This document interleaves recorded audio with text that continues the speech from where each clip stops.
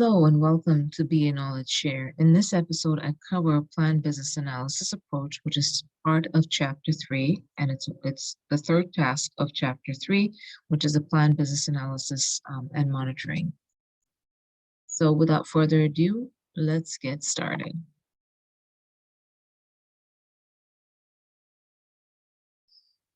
So part of planned business analysis governance and the purpose behind it is to define how decisions are made about requirements and designs, including reviews, change control, approvals, and prioritization.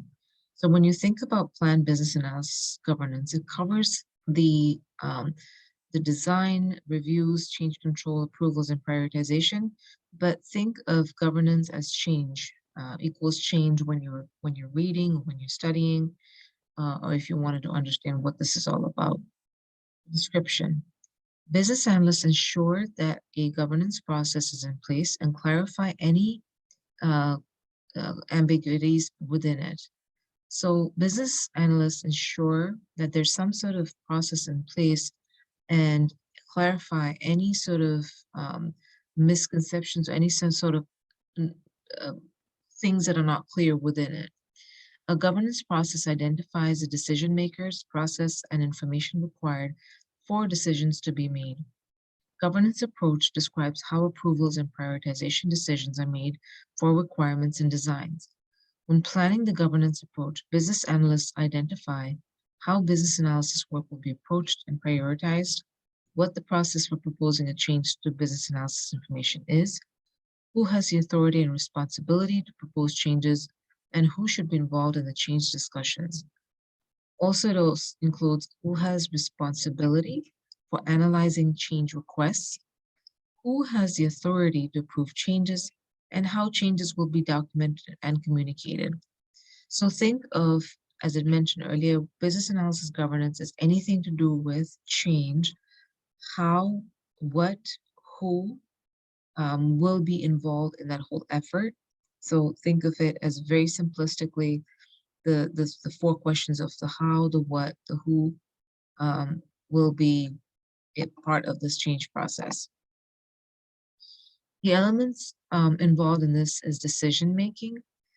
Decisions are made throughout the initiative. The stakeholder may serve in various roles in decision-making process, such as participant in decision-making discussions, subject matter expert lending experience and knowledge to this decision-making process, reviewer of information, and approver of decisions.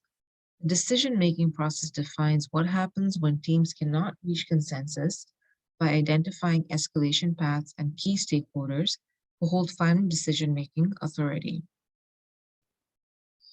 Other sorts of elements are change control process. When business analysts develop a change control process, they determine the process for requesting changes, specify which requirements and designs the change control process covers, and determine whether it applies to all changes or only to changes of a specific size, cost, or level of effort. So this is more of an impact assessment once you get changes in, or the requested change in. Determine the elements of change request, identify information to be included in a proposal to support decision-making and implementation, cost and time estimates for each area affected by the proposed change, the expected cost and change is estimated, benefits, an explanation of how the change aligns with the initiative and business objectives to show how the change adds value, priority, the level of importance of the change relative to other factors such as organizational objectives, courses of action. The course of action for the change includes an assessment of the components of the change request. It is common to identify several alternative courses, determine how changes will be prioritized, determine how changes will be documented, determine how changes will be communicated, who will perform the impact analysis, and who will authorize the changes. So those are sorts of the decisions that need to be made. The third element is plan prioritization approach.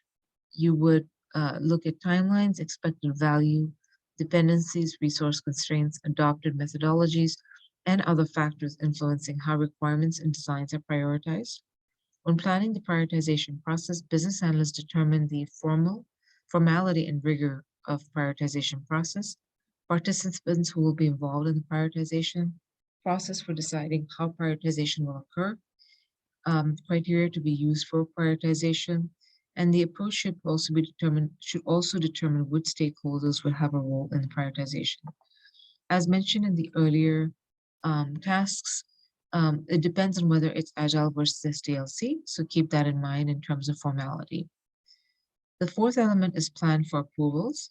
An approval formalizes the agreement between all stakeholders that the content and presentation of the requirements and designs are accurate, adequate, and contain sufficient detail to allow for continued progress to be made. The timing and frequency of approvals are dependent on the size and complexity of the change and associated risks of foregoing or delaying an approval. The business analyst must determine the type of requirements and designs to be approved, the timing for the approvals, the process to follow to gain approval, and who will approve the requirements and designs. So those are the types of approvals that need to be determined by the business analyst. There are a couple of guidelines and tools for this task. One is business analysis performance assessment. Second is business policies. Third is current state description. And the fourth is legal regulatory information. The techniques. A couple of techniques used here are brainstorming, document analysis, interviews, item tracking, lessons learned, organizational modeling, process modeling, reviews, survey or questionnaire, workshops. Now, I will be covering a video on the techniques, which is part of chapter 10 of the BABOK guide. Stakeholders involved are the domain subject matter expert, the project manager, the regulator, and the sponsor. Now, let's look at this from Amanda's lens. We've been using Amanda through all these tasks to kind of make this into a case study. So Amanda has been assigned to a new project to move restaurants business online.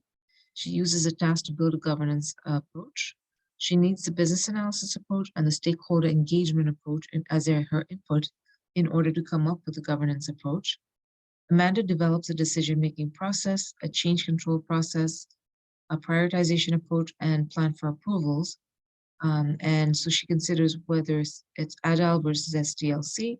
So in this case study, since it's an agile, she takes that into consideration when coming up with more of a prioritization process. She takes into consideration the past business performance assessments, regulator documentation, any sort of business policies, and looks at a current state description in order to create the output.